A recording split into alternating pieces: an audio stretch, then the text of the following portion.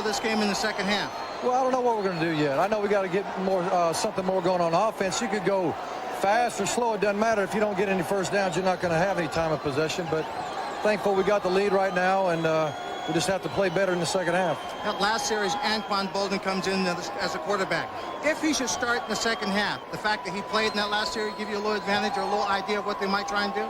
Well, they probably showed a good bit of what they like to do with him. And shoot, he threw a beautiful bomb that should have been a touchdown, but they just didn't make the catch. He's a heck of a football player. I remember him from high school. He's one of the best players in the state of Florida. Well, you helped to recruit him. You know him well. Thanks, sure. Coach.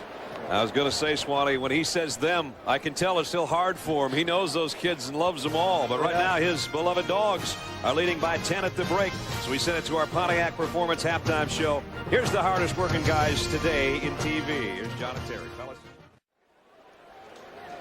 Back at the 69th Nokia Sugar Bowl in New Orleans, Georgia. Its first trip here in 20 years. They lead by 10 at halftime, 17-7. Welcome back, everybody. Brad Nessler and Bob Greasy. I think the best long pass I've seen thrown all year was by Anquan Bolden. It was incomplete, or we'd have a closer score than we have right now. Same thing happened in the North Carolina State game. He dropped one there. He's caught a lot of big passes, but Florida State needs to do the same thing in the second half they did in the first half. Control the ball, keep their offense off the field. Just don't throw them an interception for a touchdown and catch the ones you got. The guy that did start a quarterback, Fabian Walker, sort of a mixed bag in what he's done so far. He's done some things pretty well. He's done some good things and some bad things. He's running. He got into the ball game by picking up a first down, moving around a little bit, ran for one. Now he's going to throw for a touchdown. The Bolden in the corner. The mistakes will kill you. You cannot turn these things over. That's Thornton's 71-yard touchdown. That put Georgia in front to stay up to this point. And, you know, you talk about two quarterbacks. We knew we were going to see Georgia have two quarterbacks in there, too. And DJ Shockley came in. And I said, you know, should we show the interception from the Florida game? You said, leave the kid alone. Let him get a play under his belt. This was the play. Yeah. But, you know, he's a lot of talent. And he's, you know, but if he plays, well, I said 20 plays. He plays 2 plays. He made up for it. And I'm glad that Mark Richt say, hey, go back in there and do it and take another drive. Yep. And he came out with some points. So. David Green, the starter, says, good, we got the touchdown. So one play, 37 yards, touchdown. We're going to see probably 4 quarterbacks in the second half, too. And Anquan Bolden will have to check on him and his injury status. Right now, let's head down. Lynn Swan on the field. Swanee. Well, Brad, I think Anquan Bolden is going to play in the ball game. He just bruised that left hand. But Bobby Bowden said he's going to start the second half with Fabian Walker and see how he goes, although he intends to move Anquan Bolden in there. For his mindset, the difference in this ball game is big plays. You see Green make a big catch for Georgia, and then you see a drop pass by Tom Gardner, and so it's very difficult for Florida State to be on top in this ball game. Defensively, he feels like his team is in this ball game 100%. What he's going to have to do, he said, is throw quicker passes in the second half with his offense, because his offensive line is not protecting his quarterback as well as he'd like to see it done. Brad? Yep, good point. All right, Swanee. You know, it's amazing, Bob. Swanee's been walking around New Orleans the last 3 or 4 days with a goatee. And all of a sudden, I just realized he's clean-shaven. Cleaned up, didn't he? He did clean up nice. Yeah. Must have been Chirina said, get rid of that thing before the game. Yeah, Had a little salt and pepper working in it. That's probably why. But I could use it. Well, it shows my age a little bit too much. You know I'm only 25. That's right. I could use a telestrator and put it back on there for you. Here's the kick. Georgia will get the football first. Gibson 5 yards deep, and he wants to bring it, so he will. Don't know if it was a good choice. It wasn't. Out to the 7-yard line. That's all. Our PlayStation 2 halftime statistics look like this. Well, look at the number of plays, big in favor of Florida State. Turnovers. One of the 2 for Florida State went back for a touchdown. And, of course, the thing we've been talking about, that just shows you time of possession doesn't have anything to do with score, especially when you throw interceptions for touchdowns. Well, you know, Georgia was 10th in the SEC in time of possession. They were 1st in the SEC in scoring. Good point. They have never been a team to control the ball. They get the ball and they score, and that's kind of the way Mark Richt was when he was at Florida State. Here's Musa Smith, who's been a non-factor really so far. Musa trying to get it out across the 10-yard line. Got about 5. Stanford Samuels made the stop. Georgia, with their possessions in the first half, they got a field goal on a 62-yard drive to open things up, and they missed a long one. Yep. Fumble, a touchdown. Yeah, that's only 10 points, but the other one was scored by their defense on the interception. Seminole band and their fans trying to get them in it with a chant for their defense, having Georgia pinned inside its own 15. Smith again, this time into the secondary, and a good tough run, and you hear the chants of "Moo" from the Georgia fan. Musa Smith gets it out to the 24-yard line. Yeah, just the big offensive line. Watch this side of the offensive line. Those guys up front, the senior Breedlove and the center Knight. You know, they're going to lose this offensive line, so they better run behind it while they've got it, because next year they're going to have to break in a whole new offensive line. First team All-SEC performer, the first 1,000-yard rusher since Garrison Hurst in '92. And you think of Georgia, and you think of Herschel and those guys, you think every year they'd have 1,000, but it just hadn't happened. And of course, Terrell Davis wasn't a 1,000-yard gainer there and was a late draft choice. And, Robert Edwards now is back with the Dolphins, comeback player of the year, or comeback story of the year, really, in the NFL. And that's Terrence Edwards' big brother, Robert. But Musa, the first one in 10, 11 years that's done the 1,000-yard thing. Here's the guy that caught the touchdown pass, closing in on all the SEC receiving records. That's Terrence Edwards. On second down. And here comes Smith again. And now big chunks, as Bob said. You get the big eaters up front, open them some holes, you might as well use them. And now Musa's got 67 yards. Take a look at the right side of that offensive line. That's Breedlove and Marshall over there on that side, and the fullback Wall doing a nice job. And Musa just gets through and says, "Hey, I'm eating the yardage up here." And he's got another first down at the 37-yard line. Tony Milton will come in and give him a breather now. So Georgia with a 10-point lead, opening drive, third quarter. Play fake, Green going deep, got his man, Johnson inside the 30. Michael Johnson went up and got it, and he went up and got the biggest pass of the year for Georgia. This one nothing like the dramatics of the Auburn finish. But a nice pass play. This is what the running game would do for you. Look out here on the outside. You got single coverage. Nobody helping you in the middle of the field. If he would have put the ball out a little bit further, he could have got it maybe a touchdown. There's Green laying it out beautifully. So first down at the 29. Back to the ground. Milton, nice sidestep. And Tony Milton inside the 25 down to the 24. Michael Johnson, I mentioned, the junior out of Tulsa, made the catch, earned round the SEC, especially for the Georgia Bulldogs this year. Waning moments, fourth down, fourth and long. Had to have it to get an SEC championship, and with 19 seconds went up and caught a fourth down touchdown pass. Probably the biggest play for Georgia this year and in many seasons. Johnson probably the number 4 receiver on this team.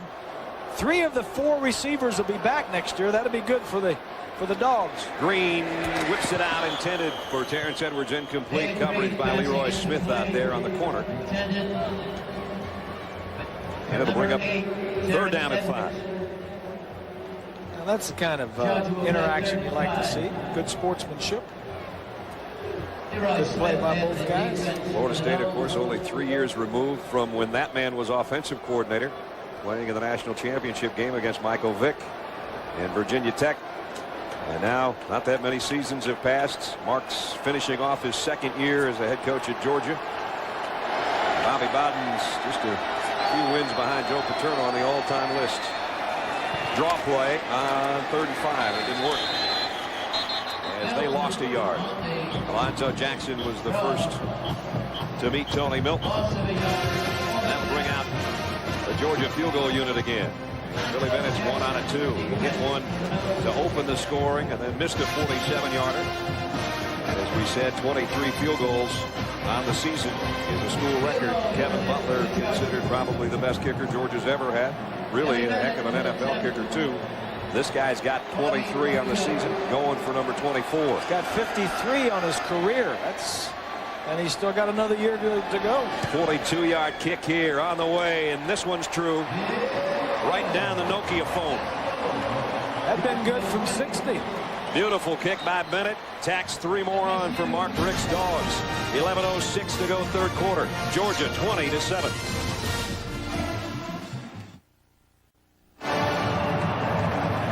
Billy Bennett alone in the record books. Kevin Butler kicked 23 field goals for Georgia in 1984. Billy just hit his 24th of the year.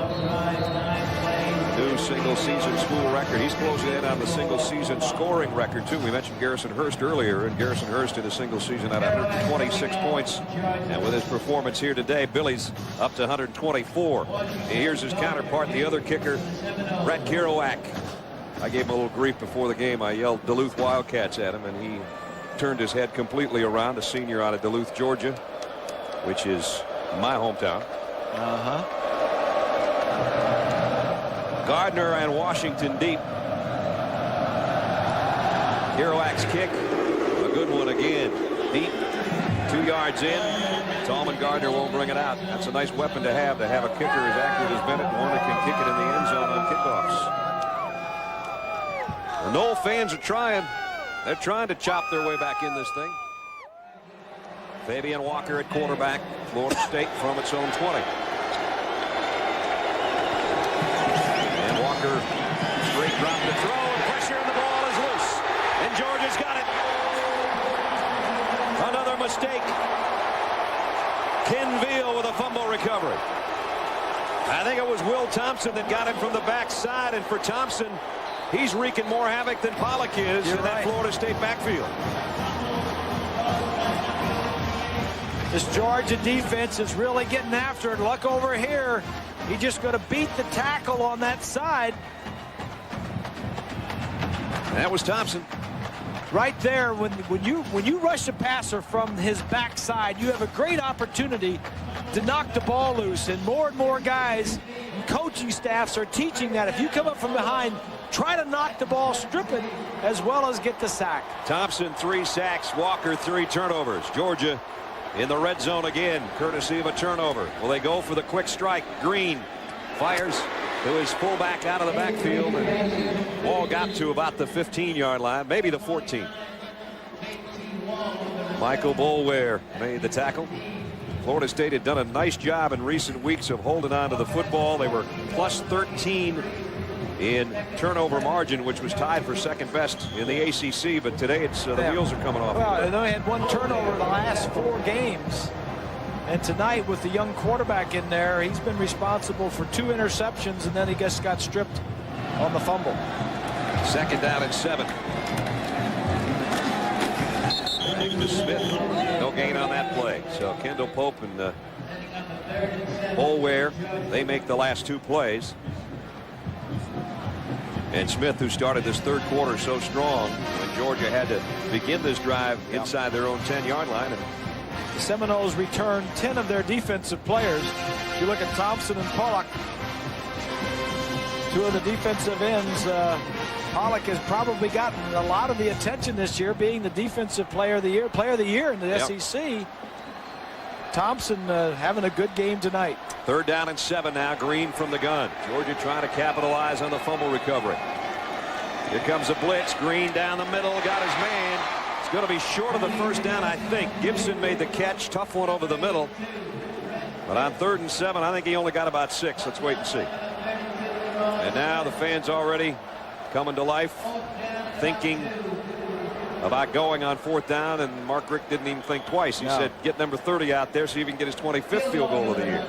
He wants to get something positive out of this turnover. You know, that's one of the things an offensive coordinator doesn't have to do, make these decisions.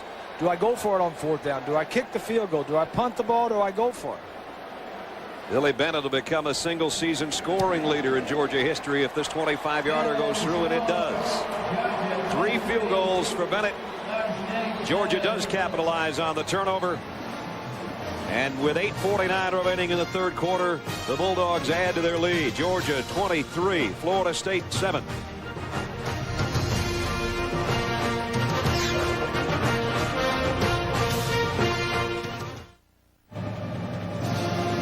The man that scored Florida State's only touchdown as a receiver is back in at quarterback, Anquan Bolden. The gloves are off.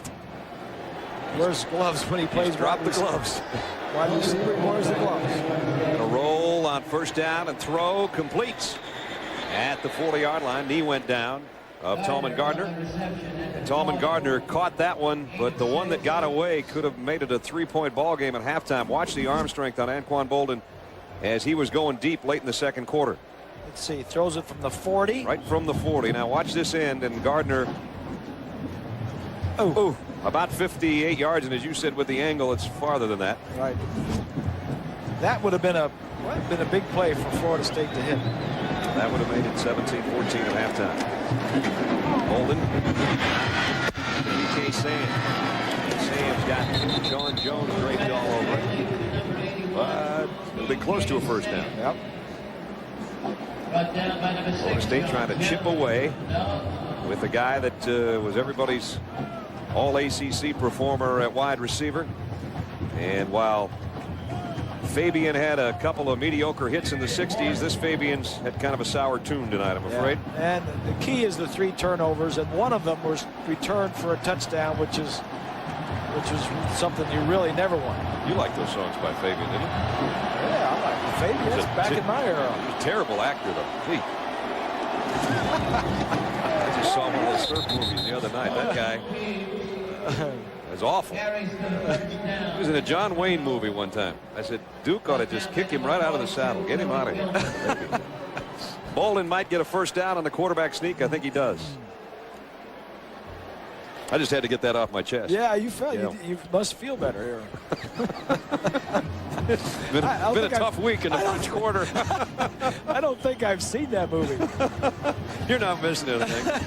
Minute left in the third quarter. First down, Florida State.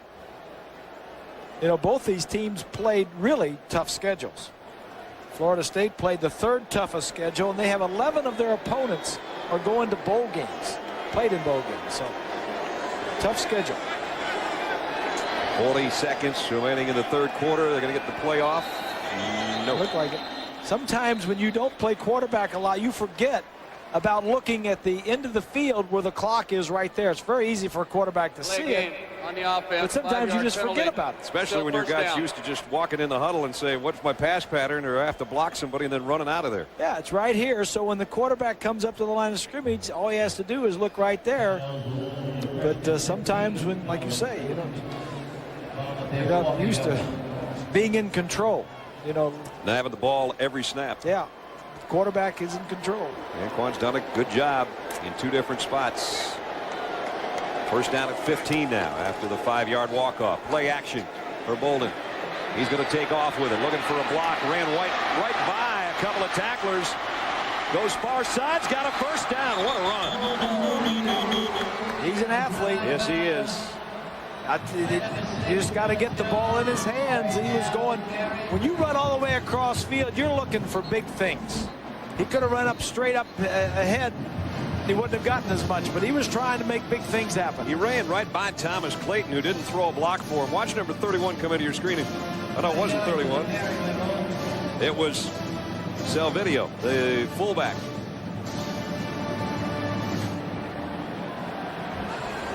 And kind of a Seneca Wallace look to it. Remember his touchdown run where he went all over the place? Back and forth, across, up. First down at the 40-yard line. Bolden play action, wants it all. There we go. Throwing deep again. Thorpe pulled it down. Touchdown. Profonzo Thorpe. And Anquan Bolden's caught one and he's thrown one. That's how you end the third quarter. Get your team right back in the football game. And whoa! 40-yard touchdown pass.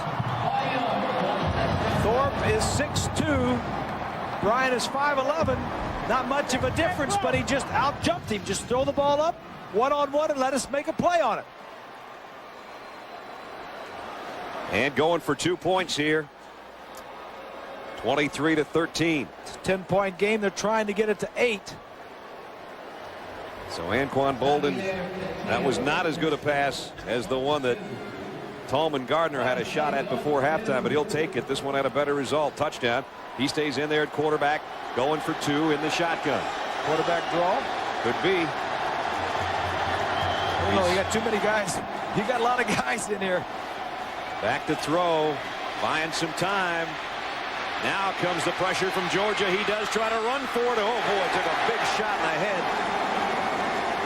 And Chris Clemens said, you come my way, you're going to have to get hit. Clemens has a number 48 on, but he's a linebacker. Yes, he is. He said, you ain't running over me. He's a 237-pound linebacker who just knocked him out of bounds and prevented the two-point conversion. But as the third quarter came to a close, it was Bolden to Thorpe. Touchdown. Florida State's back in it. And Anquan has been the #1 man for Florida State tonight.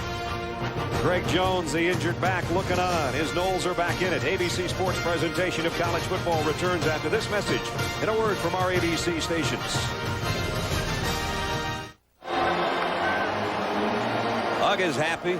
After 3 quarters, his Bulldogs 23-13. That's August 6. How can you tell he's happy?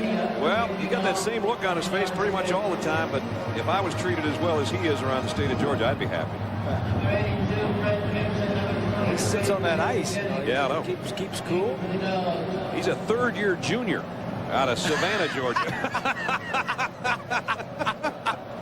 He's not a redshirt junior. He's not a redshirt. He's a junior. Here's a kid, Gibson, about 7 yards deep. He'll take a knee. August 6. There's his ice. Yeah, he keeps that bag on. He's the heaviest one ever. His kennel is air conditioned, and his favorite food is turkey. Now we got a yellow lab, weighs 80 pounds, and is a lot bigger than Ugg. Ugg is actually in his 4th year, and they had the pregame passing of the bone ceremony from his daddy back in '99. The Seiler family down in Savannah have had many of the Uggas come to Georgia. That's part of what's great about college football. You know, I love the Colorado, the Buffalo. Yeah, Ralphie and Ugga. Bevo. Those are a couple of my Reveille, favorites. yeah. Well, Florida State horse. Yep, Uggas always do a nice job matriculating there in Athens. It's a good place for a dog to be on weekends, and then you go down to Savannah, get a little bit of the Savannah life, shady trees, nice old mansions. I knew we were in trouble with you doing this game, a Georgia game, when you were growing up in Duluth and knowing everything about Georgia. So now it's 2nd down and 12. Georgia trying to hold on to a 10-point lead. Usa Smith holding to the 20. Nice job defensively, only got a couple of yards. As A.J. Nicholson, freshman linebacker, knocked him off his pins. Florida State's only 10 down now after that touchdown. Had they gotten that 2-point conversion, it would have really been big. But if they stop this. Exactly. If they can stop them here. Now, what Georgia wants to do is just keep the ball. They don't have to score, but they need to keep the ball 5, 6, 7 minutes, move it down, and then back Florida State up back in their own territory. But Florida State's trying to turn this game around right here. Their defense trying to get the crowd into it. They do try to get the Seminole chant going here against the Dogs offense. Green, the throw, Edwards. That might quiet him. He's got a first down. That's just class right there. Another catch by Terrence Edwards, his 3rd of the night. He's got a touchdown catch. You see single coverage out here. Your man Edwards is better than their man Smith. And the ball is right there when it should be there. When he breaks, the ball is there.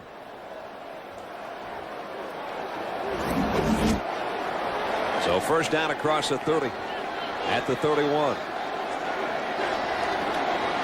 Back to the ground game. And now Smith taking would-be tacklers with him out of bounds.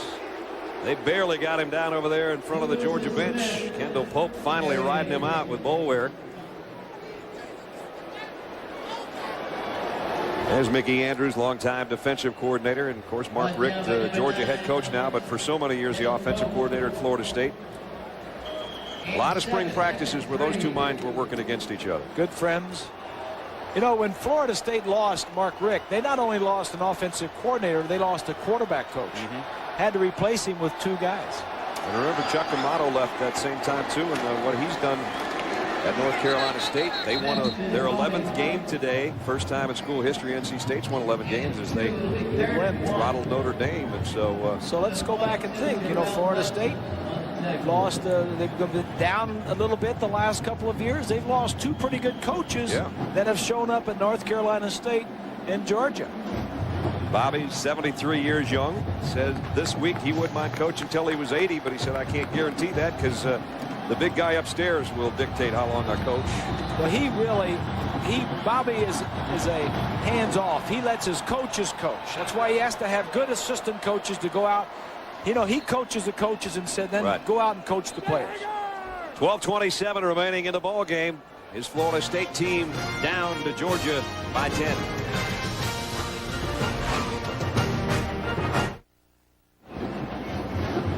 And here in the Nokia Sugar Bowl, a 10-point Georgia lead, 12:27 to go. Huge play right here on 3rd and 2 for the Florida State defense.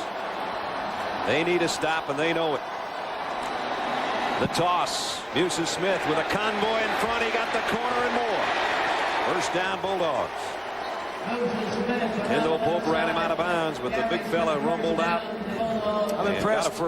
Impressed with Musa Smith. No, we don't get to see Georgia very often during the season, hardly at all. Watch from the end zone, from behind the defense. It's just going to be a toss. We've seen him run up inside with the power game. Now he's got the speed to get around the corner and pick up a first down. You know, when you do that, you take a chance on losing yardage, but with Musa, they know they can get it. He got the first, and the clock running down near the 12-minute mark. Here he is again, and he got another hole. Musa Smith. All the way down to the 23-yard line. And that puts him over 100 yet again on the season 900-yard-plus game. This is a big back. He's 6'2" and 225 pounds. And again, at blocking up front, 49 Wall, the fullback, doing the key block. It's just, I mean, you know, this, we mentioned this is the best offense in the SEC, and they can run the football, they can throw it, and they've got a line up front that just, you know, sets both of them up. Play action, Green going to the end zone, and almost intercepted. Close to being picked off by Bryant McFadden.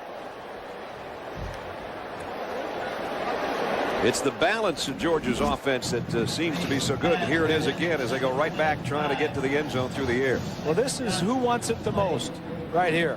Michael Johnson had his left hand on it. McFadden had both hands on it. Almost had it.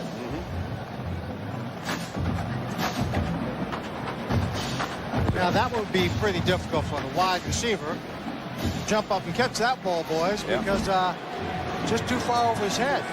That was. You have to be 7 feet tall to jump up and get that one. That would have to be a Fred Gibson type catch.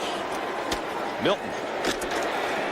And Tony got to the 21-yard line, giving Musa Smith a little bit of a breather. Milton, an amazing story, kind of a strange family life growing up. Didn't spend that much time at home. There was a time even when he couldn't make the grades to be in college football, that he had a job where a doctor gave him an SAT booklet as he worked his way back into college. He was living in his car at one time. He had a car, and that's all he had, so he stayed in the car. Mark Richt remembered recruiting him a long time ago. Said, "Coach, you have any place for him?" He said, "What position you want to play?" And he said, "I just want to contribute." And he is one of Mark Richt's favorite players, and he's a kid that's come through a lot of adversity. His family denies some of the things that he says about his parents when he was growing up, but it's been a tough go for him. Well, Brad, when he was 9 years old, he and one of his older brothers saw his sister being spanked, and he refers to it as a beating, and they ran away from home for more than a couple of months. And he said from that moment on, for long periods of time, he just spent away from home, and thank God for other people who intervened. Yep, and now he's on course to graduate as Billy Bennett knocks in another field goal. And Georgia has a 13-point lead, so Florida State knows they have their work cut out for them. They need a couple of touchdowns. 26-13.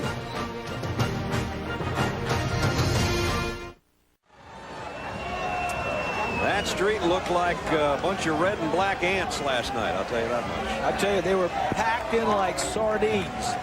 I wasn't down there on New Year's, but I heard about it. You heard about it? Yeah, I heard about it. You sent some scouts out, didn't you? I heard about it. Uh-huh. Well, there's a lot of red and black in this building. I'd say it's probably about a 4-to-1 ratio on Georgia fans to Florida State fans, and they have had reason to cheer as their team is in front by 13, trying to win the 69th Nokia Sugar Bowl. This is a big deal for the University of Georgia. Florida State in past years, as we mentioned, at one streak had played in the national championship game 4 out of 5 years. Yeah. In the late 90s, Georgia has not played in the Sugar Bowl in quite a while, not won the SEC championship in a while. 20-year droughts. Kerouac again knocks it in the end zone, and Florida State can't bring it out. Nokia, best connection of the ball game. Here's a look. Right down here on the right side. Alfonso Thorpe taking the ball up and away from Corey Bryant. And that's what you have to do sometimes. The skill is out. Just throw it up and let your guy make a play. And he did. And at that point, they went for 2-point conversion to try to make it an 8-point ball game. Didn't get it. Georgia goes down, gets another field goal, and now Florida State needs a couple touchdowns. And only 10 minutes left to try to get it. Anquan, play action for him. Fires down the middle. Nice strike there. And another first down. Out across the 35, out to the 38-yard line of Robert Morgan. Morgan's first catch, and another guy that had to come back from a knee injury of a year ago that kept him out all season. Yep. So the two wide receivers that would have been starters last year, both injured, and here they hook up one wide receiver to the other. Hooking up. One of the other things that is so good about this Georgia defense is that, and the team really, the special teams, is Florida State has had 4 possessions in the second half, and 3 of them have started at their 20-yard line or worse. It's just good football that doesn't show up in the numbers. Maddox on a toss, and Nick Maddox with his best run probably of the night, run out of bounds after picking up 12 and getting another first down. Sean Jones runs out of bounds. Anquan Bolden, what a performance. Here was the first touchdown of the ball game. That pass from Walker, good for a touchdown. Then as a quarterback, the long cross-country scramble. It took him from one sideline to the other. And then the pass that Bob was talking about a moment ago to Alfonso Thorpe. So he's thrown one and passed for one. And that doesn't happen very often. Not when you catch one and throw one. Sometimes it happens when quarterbacks do that quarterback throwback, swinging out of the backfield, but very seldom from normally a wide receiver to playing quarterback and catching one and throwing one. Maddox weaving his way, got about 8 yards, and Florida State not dead yet. 9.5 to play. Wait a minute. Now now Georgia may be wishful thinking. They're pointing the other direction like it was a fumble, but the officials coming in and saying no way. Yeah. Bob and Brad, you talked earlier about Anquan Bolden coming back from knee surgery. He also received from the ACC the Brian Piccolo Award for having the most courage, coming back so strongly from that particular award. And I think what we're seeing on the offense here is a demonstration of his leadership ability. Everybody is responding so well to him. Yeah, absolutely. And timeout on the field with a 2nd down and 2 coming up. Florida State trailing by 13.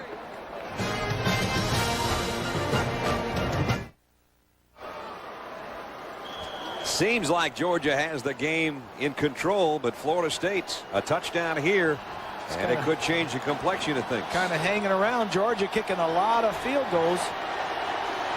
2nd down and 2 for the Noles at the Bulldog 42-yard line. And it's Maddox, and he's got the first down inside the 40. So they'll move the sticks again, and we're under 9 minutes for the ball game. Well, take a look at the first 4 years of the BCS. The champions have come from 4 different conferences. The Big Ten has not won a Big Ten championship since '97. They shared that with Nebraska. Have to go all the way back to '68 when Ohio State won an undisputed championship. So Ohio State's got a chance to do that Friday night. Anquan Bolden getting swarmed under by the Dogs defense here. Boss Bailey came in on the blitz. 4th sack for Georgia tonight. And now it's going to be a second down and long situation. That's a big sack for Champ Bailey, guys, because for a while before this series he was out of the ball game. They thought he may not go back in because of the sprain in his left ankle. Well, I guess he decided his team needed him, got it up, and went back into the ball game. Just like a wide receiver, Yeah. to think about a defensive back, call him champ, instead of boss. You know? Such the boss. He's worried Sorry about that, boss. You're worried about Champ.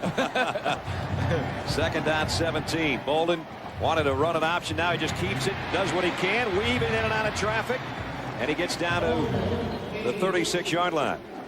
Curry brought him down, but a nice dance by Anquan to get some of that lost yardage from the sack back.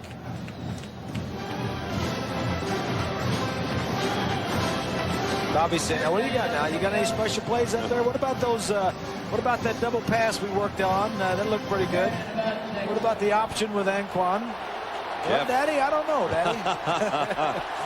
If he calls a good play, he's Bobby's son. If he calls a bad one, he's a mama's boy. That's what Bobby said. Daddy can call anything he wants, anytime. That's right. Third down, long 6. Bolden flips it out. Maddox almost had his head taken off by Thornton. See, that's the inexperience of a quarterback that plays wide receiver all the time. I mean, because they were in double zone. There was a defensive back right out there where the receiver was running, and there was a guy there. That was similar to the pass that Fabian Walker had picked off by Thornton and ran back for a touchdown. Florida State wants to talk about what they want to do here. I'm sure they're going to go for it on 4th down and 6, but they do call a timeout.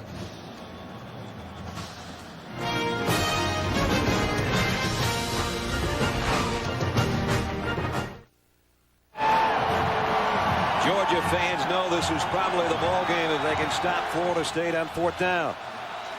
Florida State 0 for 1 on their 4th down conversions. It was a quarterback draw by Bolden. Remember, in the first series, they didn't get it and turned it over on downs. He needs 4th and 6 here. Scrambling for his life. Pollock giving chase. Bolden in the open field. He's not going to get there. You just can't take a wide receiver, put him at quarterback, and expect him to know all the nuances of the position. There was no way that he was going to pick up the needed yardage when you had 3 guys there. He had to throw it to somebody. It was Pollock who gave him the heat in the backfield that flushed him, and Pollock stayed with it to help on the tackle. Pollock never lets up. The engine is always running with him. And then Bob and Brad, to couple the fact they have a receiver playing at quarterback, but in addition, now you take out your best receiver. That's right. That's a good point. In terms of running routes and getting open. Exactly. You're losing twice on that deal. Yeah. So Georgia takes over on downs. And just under 7 minutes left. They'll keep it on the ground. Smith up to the 35. Picked up about 3. Tomorrow night, don't miss a battle between 2 of the nation's top quarterbacks. The guy that won the Heisman, Carson Palmer in USC. The guy that finished second to him was Brad Banks, the leader of the Iowa team that hasn't played since about Halloween. We'll see how their rust is tomorrow night. Should be a good game, though. FedEx Orange Bowl tomorrow night, 8 Eastern, 5 Pacific. The Bowl Championship Series continues on ABC Sports Championship Television. Good numbers for Musa. You know, USC is one of the hottest teams in the country at the end of the season. Yep. But again, I think a lot of people may look past Iowa Hawkeyes. They're a pretty good football team. Kidding around. Iowa last played on, what, November 16th? Was that what it was? Yeah, they finished early. Yep. A great job by Kirk Ferentz. Turn that program around. Carroll did a great job with USC. 3rd down. Just looking forward to watching 2 good quarterbacks. You bet.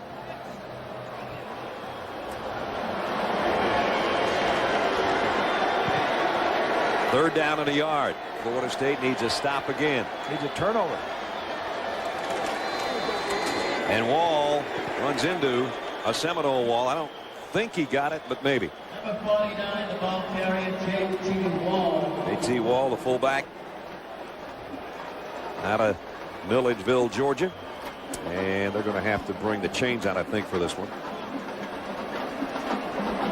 I don't think he got it, but we'll wait and see. 5:21, clock stopped. Georgia leading 26-13.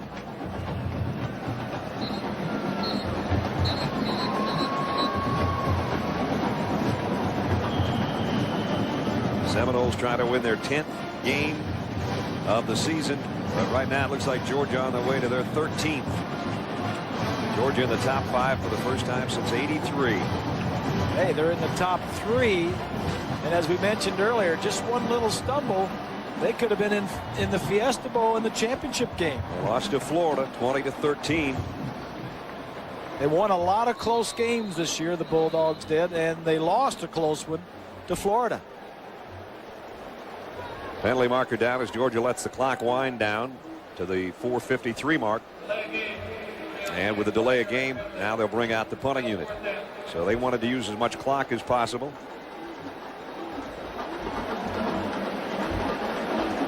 And that'll bring out Jonathan Kilgo to kick momentarily. Leon Washington will go back for Bobby Bowden Seminoles. Georgia is out of timeouts, by the way, too, just in case Florida State, should they do something, they get back in the game. And Florida State has 2 of its timeouts remaining in this half.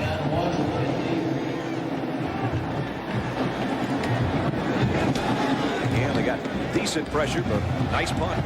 Washington waits on it at the 19-yard line.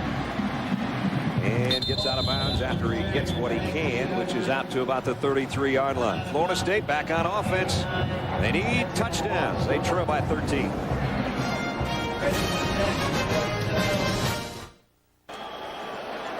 And 4:42 remaining in the Nokia Sugar Bowl. Brad Nessler, Bob Greasy, Lynn Swan with you from New Orleans. Georgia in command. Florida State still with a chance, though, but time is running out. Time's running out on Anquan Boldin. Is in that pocket. He's just not comfortable because Georgia has made him uncomfortable. Thomas Davis, his 2nd sack of the game. Davis just cannot be blocked by a back. They've got a back trying to block him. Davis is big as a linebacker. And just running right over the back. 5 sacks allowed, a season high allowed by Florida State. That Georgia pressure. Their defense has given a lot of guys headaches this year. Bottom line is, if your offense is being run the quarterback by a wide receiver, they're not going to beat a team like Georgia. Bolden dancing around, doing what he can. Got back near the original line of scrimmage. Tim Jennings knocked him off his pins. We're under 4 minutes. Swanee? Well, Bob and Brad, there's one story I think is maybe the best story in college football, and that's around number 79, Todd Williams. Abandoned by his mother when he was 9 years old, raised by his grandmother. She passed away when he was 15, and he was homeless. In 1994, he said he was getting ready to steal some money out of a house when he saw Florida State playing in the national championship game. And he thought to himself, why can't I be like those football players and something good happen to me? He got some help along the way. Higgins, the offensive line coach, saw him playing and wanted to give him a scholarship.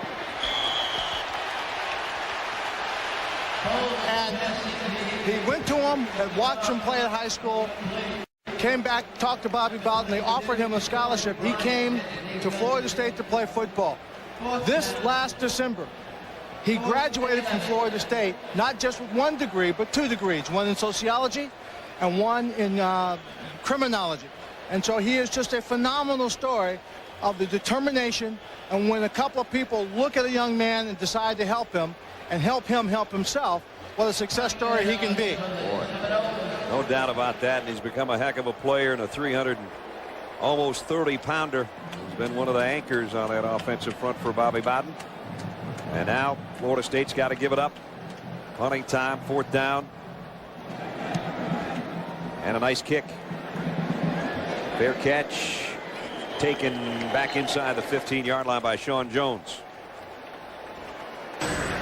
Here's our Dodge defensive playbook in this one. I'll show you what some of these defensive coordinators, these schemers, come up with. A linebacker right here, another linebacker right here. They're both going to blitz to the outside. Watch them come. They both blitz outside. Now both of the backs, these 2 guys in the white shirts, are going to block the outside guy, leaving this one inside here. The delay guy coming in to blitz and sack the quarterback. When both linebackers don't blitz right away, the backs go to the one that is coming, and those defensive linebackers, defensive coordinators, they come up with a lot of sneaky ways to. It's like a cat and mouse game. Yep. the backs a lot of times will check the linebackers and release, and then the linebackers will wait till the back checks and releases, and then they'll delay blitz. Here's one of those schemers, defensive coordinator Yeah. Mickey Andrews. Yeah. Timeout taken by Florida State. They have one remaining now, with just under 3 minutes left in the ball game. Our FedEx Express air stats. Neither team tearing it up in the air. Georgia just been so consistent, and they had two big plays. One a pass play for a touchdown, one an interception return for a touchdown, so they haven't needed that much yardage. Those are the passing numbers. 37 of it was DJ Shockley's touchdown to Terrence Edwards. And then rushing, though, Musa Smith has just kind of controlled the second half especially. And while Florida State's done a good job, despite the fact they don't have the guy they'd love to have back there in their backfield, and Craig Jones, between Maddox and Washington, they've been pretty respectable with their 131 FedEx ground yards. Musa Smith, though, 102 yards in the second half. He's been impressive, and he'll be back. He's another one of those guys that Georgia will have back. David Green will be back. Johnson, the wide receiver. Gibson, the wide receiver. Damian Gary will be back. Watson, the tight end, will be back. All the skill players, right. A lot of the skill players are back, and they lose their starting offensive line, but they like some of the guys they got behind them. Kevin Breedlove has started more games than anybody in Georgia history. John Stinchcomb, one game behind him as a starter. Those big fellas up front. Stinchcomb was going to join his brother Matt in the National Football League and have to put a career in medicine on hold. He's a microbiology major and an academic All-American. So some of those guys are going to the next level and play some pro football. Florida State, rather. There's been some talk about some of their guys. They're more than normally going to have all their guys still around. Michael Boulware's made some talk about wanting to switch to safety next year. Well, he's 6'3" and about 220. He's more of a safety size than a linebacker. Yeah. And his brother Peter, of course, has given him some good advice. That's good to have a big brother. Peter's all-pro with the Baltimore Ravens in the NFL. 2:20 remaining in the ball game. Georgia using every second it can and then tossing it to its big back Smith. And he's brought down in the open field by Brian McFadden. He got 6 more, though, and that'll work it down under a couple minutes. And Musa Smith coming off limping just a little bit. I think it's from a lot of work on the AstroTurf here at the Superdome more than anything else. He's had a brilliant game. He's a guy that's very quiet. His teammates talk about how quiet he is, and there was an article this year in ESPN, the magazine, about the fact that his father is incarcerated, and that really affected him rather heavily because he's a very private person, and that was never brought out to the public eye until the magazine article, and he wanted to kind of go into hiding for a while, but he said, well, it'll just make me tougher, I guess. And he was tough enough to rush for 1,000 yards this season and rush for 100 yards plus in a very, very strong Sugar Bowl performance tonight.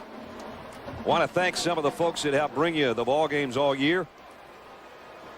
As Uga barks on, Clint Dean's our spotter, Pat McGrath our statistician, Joe Caracone's our technical manager, our production managers Mike Heskett, Andre Dawson our computer operator, Kay Schumacher, our graphics coordinator, computer statisticians Anthony Holman, assistants to the producer Ross Malloy, and touchdown Tommy Hall. Steve Fettig's our associate director, our associate producers Eric Posman, Randy Hargrove's our technical director. Our games directed all year by Steve Bime and produced by Bruce Clark. The punt upcoming. Great job, everybody. Great job. And here's the one hopper fielded by Leon Washington. And Washington still on his feet on the punt return, and he got down to about the 37-yard line. Our coordinating producer is Bob Goodrich. Senior producer of ABC Sports is Bob Toms. And the executive producer of ABC Sports is Howard Katz. And we have had a great crew and all our camera guys, everybody. Even we had to spend time with Kyle right here in the booth with us today. That's been tough on us. Yeah, you know? He's usually out in the weather somewhere, getting cold. We try to hang him in a basket out in the 50s sometimes, but he's in the booth with us here at the Superdome. But our team is like a family, and we've seen everything from twins born to Steve Bime, our director, to new engagements. And it's been a blast, guys. Everybody being together again this year. Enjoyed it. Bolden, play action, running for his life. Anquan finally just throws it, got out of the pocket and snapped that thing down. So I'm going to live to play another day. That's smart. Yeah. Yeah, not taking many snaps. That's Daryl Dickey, the quarterback coach, giving him the next play. Second and 10. Anquan really wants to be a wide receiver. As mentioned earlier, he came to Florida State. Other teams wanted him to be a wide receiver, and he wanted to be a quarterback. But then he changed that very quickly. And I bet he'd be happy to be back at wide receiver next spring. That's the best position for him. But he's all right with doing this for one game as a fill-in. Here comes a delayed blitz, and almost threw an interception there. And Tim Jennings thought he had one. Well, the Bulldog faithful, they'll, I guess, hang around at least another day before the parties begin in Athens. As they're not only going to be the SEC champions, they'll be the Nokia Sugar Bowl champions, too. And from the days of Vince Dooley, when it seemed like, talked to Coach Dooley the other day, I said, Vince, I remember 80 when you won the national title, and you had 3 Sugar Bowls in a row. And he said, well, Brad, he said, it's been a long, dry spell, and now, again, we're hungry dogs. He said, everybody got sick of going to New Orleans. Well, they wanted to come back to New Orleans. And they have. And they're going to be successful, it appears, with 1:47 left. Pollock's offside, unless they don't throw a flag. And there's a jump ball by Anquan Bolden. It's out of bounds anyway. It appeared Georgia was offside unless they were drawn off.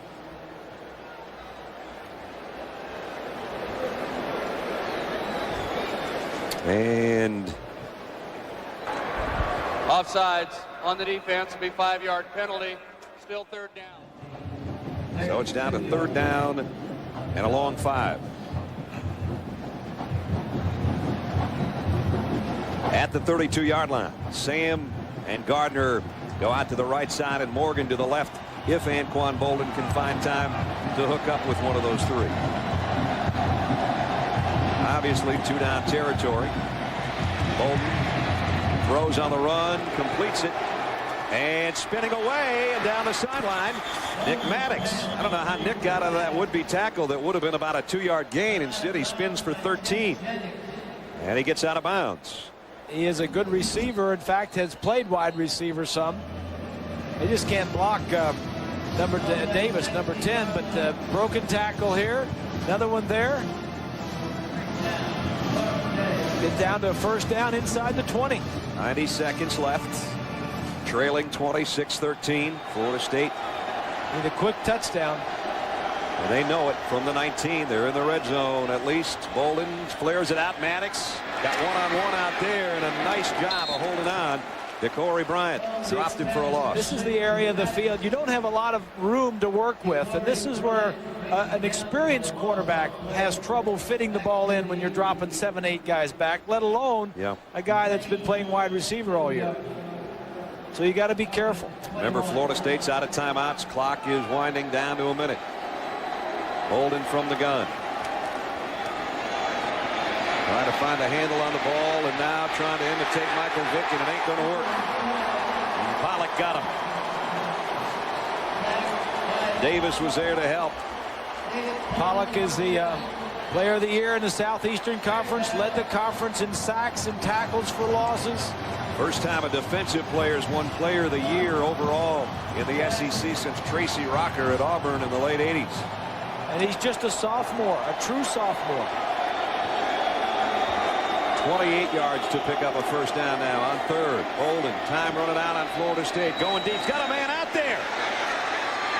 Broken up. It was Gardner again, but nice close by Tim Jennings, who closed the gap and broke it up. Well, if you're Florida State, that's all you can ask for is just a single one-on-one in the end zone. Fourth down. You see that Gardner tried to time it. Jennings is only 5'8". If Gardner could have gotten up early and got over Jennings, he could have maybe caught the football. So one play left for Florida State. Only 16 seconds left too, and already the fans are chanting for Georgia. The players are gathering around Mark Richt. They know it. It's inevitable now, regardless probably the outcome of this play. Bolden on 4th and 28. Going to the end zone again, and this one is intercepted by Sean Jones, and here comes a cold night for Mark Richt here in a minute. And they got him. They got him.